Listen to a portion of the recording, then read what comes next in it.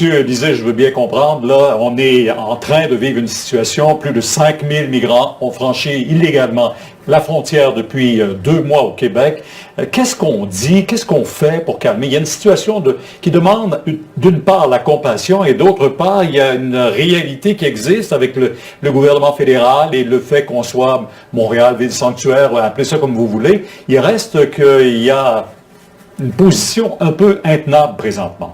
Ben, vous avez raison, c'est intenable. Vous avez utilisé le mot illégal. Le premier ministre ne sera pas d'accord avec vous. Or, on sait, les migrants ne sont pas illégaux, mais la première chose qu'ils font en traversant la frontière dans un boisé, c'est se faire dire par quelqu'un de la GRC, si vous traversez la ligne, vous commettez un geste illégal. Alors, c'est ça qui est illégal. Ensuite, ils sont dans un processus de demande d'asile qui peut durer 3 ans. Tout ça, c'est pas une bonne façon de gérer son immigration.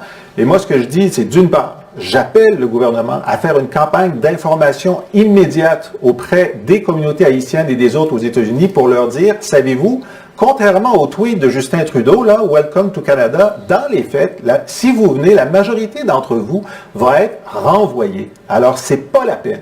Et c'est pas le signal qu'a envoyé M. Couillard, M. Trudeau et M. Coderre, premièrement.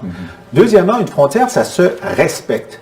Là, en ce moment, on a une tente. On a un village de tentes de transition à côté d'un bois où le passage est illégal. C'est comme si on avait là, des annonces disant « c'est par ici qu'il faut passer ».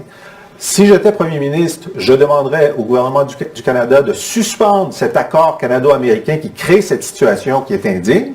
Et dans un Québec souverain, c'est certain qu'on n'aurait pas de village de tentes dans un boisé pour dire « c'est ici que j'ai dit ».